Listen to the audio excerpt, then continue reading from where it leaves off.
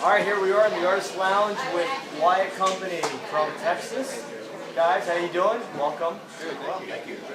So you're no stranger to CMJ. Welcome back. How many times is this? This is three. Three? Excellent. So, you've been here a couple times before, and you've had a few days so far this week of CMJ. How do you see that your experience has evolved over the last few years you've been here? What's the experience been like different from one time to another? We've gotten better at parking. You also have a penthouse. Yeah. I think this is the first year we've really taken advantage of the Artist Lounge, so it's really nice to have. It's the first year that I think it's the first year that we've stacked as many shows as we have. We've started to treat it a lot like we treat South by Southwest, which is our kind of hometown thing. So we put together a lot of great shows, and so it's been a really busy week. This is by far the busiest we've been at a CMJ.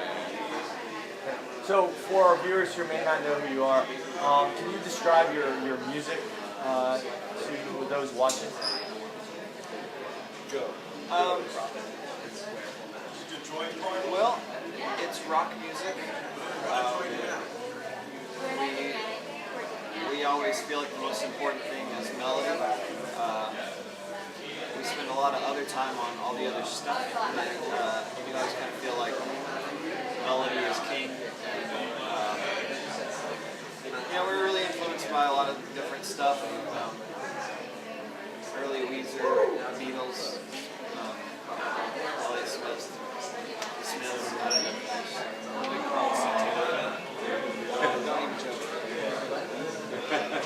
So you talked about the melody. Is that really where or how the songs begin, or do you start with the lyrics? How do you get the songs going? It usually starts with like melody and chord structure, and a lot of times the lyrics don't kind of come in until like right before I have to show it to somebody. So like it's kind of like, oh shit, I need lyrics for this. And then a lot of times like I'll pour over the lyrics for. We're writing a new record right now, and there have been songs that I've been really excited about, but just could not find like lyrics that I like, so I just like had them for like months and months and months, and well, I'm gonna bring this to the band at some point, but and then I finally get the one lyric that's kind of in the way, and then everything else kind of falls into place. So lyrics are really important to me, but they are kind of usually the very last thing that I write before I bring it to the band. So you're doing the lyric writing. What about the rest of the music? Are you doing the majority of that, or is it even contribution from the rest of the group? It's kind of a directed collaboration. So it's like everyone's like playing their stuff and things change and evolve in that context. The song's come like hashed out, guitar, piano, basically demoed out more or less, and it's we try to uncover the song. And the inspiration for that, so where are you finding most of the inspiration for your lyrics and your music? We've done a lot of different things. I mean, our last record was was kind of a concept record. The whole thing was about losing faith, religion and stuff. So that one pretty much stemmed almost completely from that part of my life. But I think for the most part, I'm pretty relationship driven. So we write a lot of love songs and just kind of songs about different relationships that I have, and whether it be like my wife and child or my friends or enemies or whatever it might be. So it's just usually kind of autobiographical, almost completely. So you had a new EP come out in the spring, Dead Man on My Back. So how's that been? How's the response to that? It's been great. that record is kind of a weird one because it's a re-release. So we re-recorded our first record, so it was kind of this weird like middle ground between a new and an old record. But you know, it gave us an opportunity to do a lot of things right that were kind of wrong the first time with that record. The bonus tracks on it, that was I think the most fun part of it to me. Was doing the bonus tracks that were like songs from that time that just didn't get recorded that I always liked. So it kind of provided us some opportunities like that. I was the only one on the original record. Now all these guys are on the record. You know. So is that the whole process behind re-releasing it? Is in order to get the whole group together for it and to Sure, that's change it up a little certainly bit? part of it. The There's a music lot of industry is kind of like a funny place where ownership and rights and all those things like factory, and also we wanted to like have the ability to print it, put it on vinyl, and just regain ownership. It'd been out of print for a little while as well, the label that owned it, so we just, instead of re-upping their order, we just decided to remake the record and be able to kind of manufacture our version, you know, and put it on vinyl, new artwork, you know, there's a lot of different factors, you know. So, you're here at CMJ. Austin, Texas is a huge music town.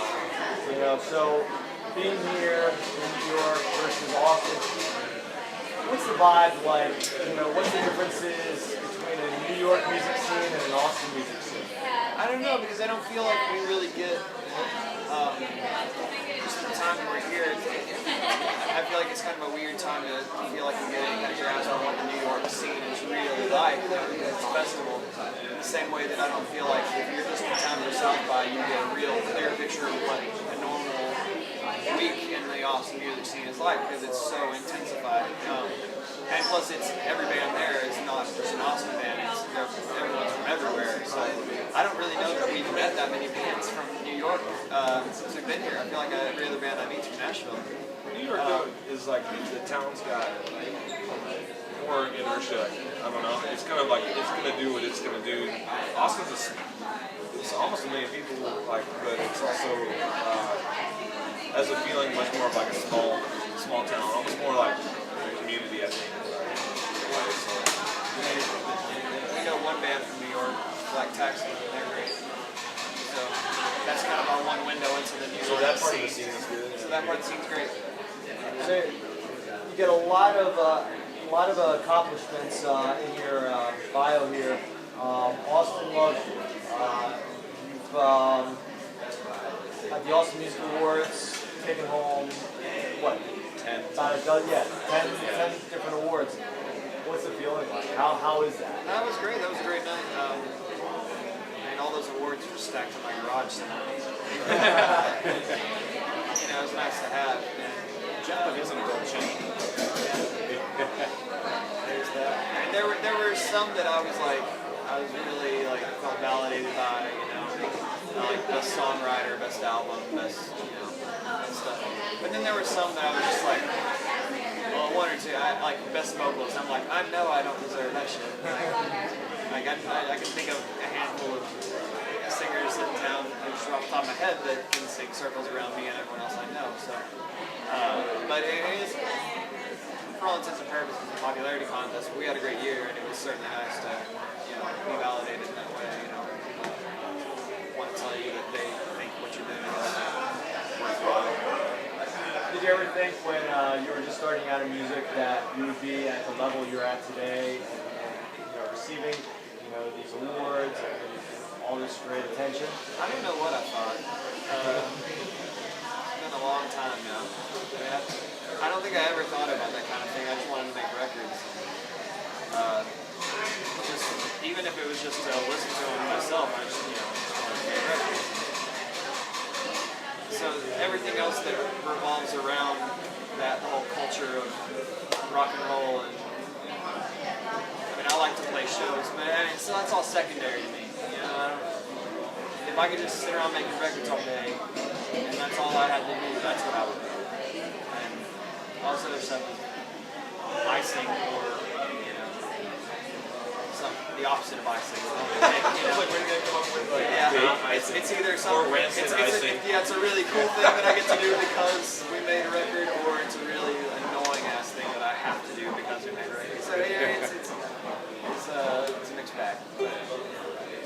toured and performed with some other notable recording artists such as Cheap Trick, Rooney, and AWOL Nation. Are there other bands, or what other band would you like to perform with in the future, in the near future?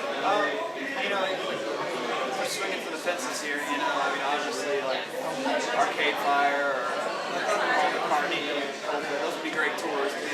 Whoever's the biggest band in the world, that's who we want to tour with. But you know, we're big fans of Manchester Orchestra, Bad Bugs, those bands. Captain Music. So I mean, there's any number of bands that we just, be thrilled to share a stage with. So has there been one experience that is very memorable that you'll just never forget that's happened during your musical career while on the road or maybe just, in your hometown area? I feel like we play probably a show that we always reference. The Toadies are a band that we've been kind of fortunate to make friends with. They've been really cool to us and let us play a handful of shows with them. And the first, I think, kind of run we did with them, we played House of Blues in Houston. And just the energy to that show, I mean, it was just this huge packed house, with like the balcony seating and stuff. The balcony is like above you, so like you look up and there's just like people everywhere on top of you.